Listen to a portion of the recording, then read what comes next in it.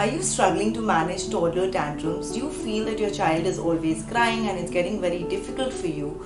Do you find it difficult to manage your child because you feel that your child is being stubborn about almost everything? If you're going through any of these experiences, then stay with me till the end, because I'm going to share with you what are toddler tantrums and the most effective way to actually deal with toddler tantrums. I'm Riddhi Deorah, a certified parenting expert and founder of Easy Parenting Hub, a digital school which is helping mothers across the world. So now let's first understand what are tantrums. And before I tell you what are tantrums, let me first tell you that tantrums are something that we cannot completely eliminate. We can only help our children manage their tantrums. We cannot eliminate tantrums completely. So if you're a mother, please be ready for some tantrums. It's very important that we have the right expectations, because if you are expecting something completely different and you see a little tantrum also, it's very easy for you to get irritated and angry and frustrated. But when you're ready for the fact that okay, some tantrum is going to be there, it's going to be very easy for you to handle the situation. So be ready for some tantrums if you're a mother. Now, what are tantrums? Tantrums are nothing but it's basically an outward behavior. It's an outward expression of what they are feeling inside, the emotions that our children are feeling inside. So it's an outward expression or a behavior of the underlying emotions that our children are experiencing, and those emotions could be anything. They could be irritated, frustrated, sad, they could be angry. It could be any emotion which is showing up as tantrums, because our children do not have enough vocabulary to communicate what they are feeling. And that's why they usually cry. And some kids also bang their heads on the wall, they bang their head on the floor, some kids start hitting. So whatever, it could be different ways of expressing, but it's going to be expressed in one of these forms, and mostly it involves crying. Now, how do we deal with tantrums? The mistake that most of us make is that we just try to stop the crying, or we just try to stop the behavior that we can see. So if your child is hitting, you'll try to stop the hitting, or if our child is banging the head on the wall, we're going to stop that. If the child is crying, we're going to try and stop the crying. In all of these cases, the result would be very temporary, because what we are essentially doing is we are just actually fixing the behavior without addressing the underlying emotion. But now if the emotion is there, the behavior is going to keep surfacing and it's going to keep showing up. Let me give you an example that will help you understand this better. So let's say you're very angry and irritated, and most of the time you manage to stay calm and you keep that anger suppressed. But one day it really comes out and you end up hitting your child, or you end up screaming and shouting. Now again, for some time you're going to stay calm, you're going to relax yourself, and you're going to tell yourself that I'm not going to repeat this behavior again. But you've not taken care of what you're feeling inside. Till the time you do not address that irritation and frustration inside you, there is a chance that this behavior is going to happen again in the future. So we really need to actually address the underlying emotions that our children are going through. Now, how do we address the underlying emotions that our children are going through, and why do these emotions show up in the first place? Now, the emotions show up in our children because our children have these very strong 4 underlying belief systems. The first belief system that they have is that my life should be very comfortable and very smooth. The second thing is that I should get the best of everything. Third belief system that they have is that I should be the best at everything. So if they're running, or if they're playing a game, they want to come first always. And the fourth belief system that they have is that nobody should say no to me. So kids have these 4 underlying belief systems. Now, if anything happens in the environment which goes against their belief system, so let's say if they want a toy and you don't give it to them and you say no to them, they'll start feeling irritated. So an emotion is going to show up. Then again, if they are running and if they don't come first, they might get irritated.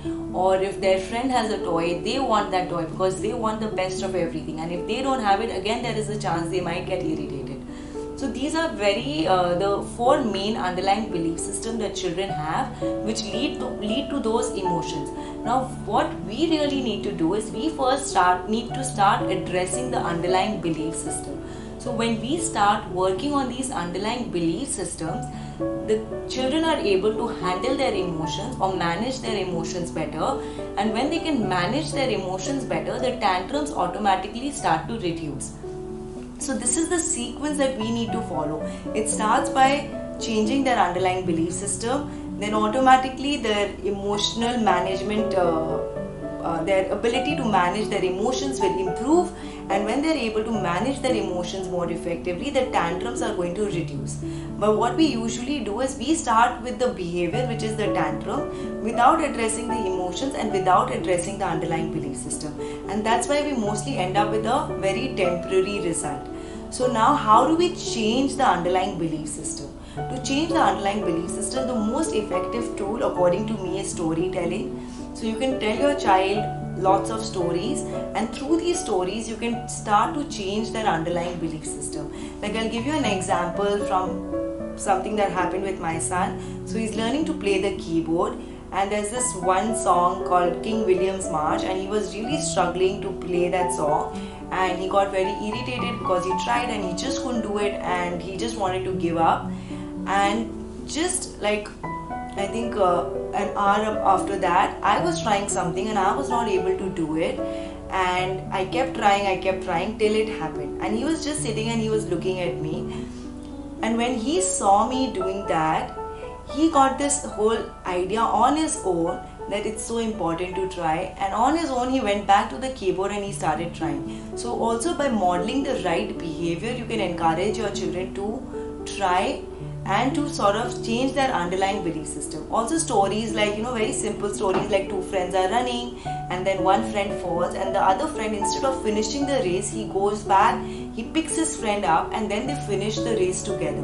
So through this story, what have you done? You've changed that underlying belief system that coming first or being the best at everything is the most important thing.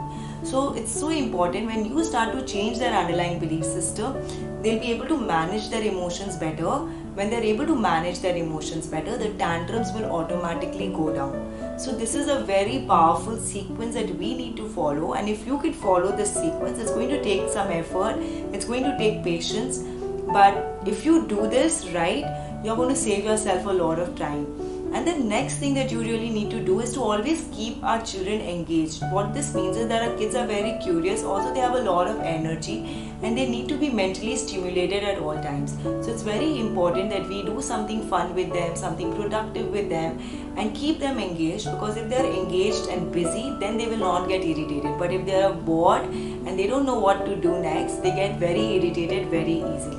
So if you can keep a check on these two things, that you're constantly working on their underlying belief system and helping them build their ability to manage emotions, tantrums will go down. And also trying to keep them productively engaged, doing something fun and connecting with them, spending more time in connection and less time in correction, then again tantrums will go down. So these two things, I think, are the most important things. If you can do this, you will see tantrums going down definitely. That is a guarantee that I'm giving you. So that was what I wanted to share with you, and if you think that you found value in this video, then make sure you leave a comment under this video. Also subscribe to my channel, and I'm having a workshop. I've put the link in the comments, so make sure you come for that workshop, because I'll be sharing with you some very easy tools and techniques that's going to help you make your journey as a mother a lot easier. So make sure you join me for the workshop. Thank you.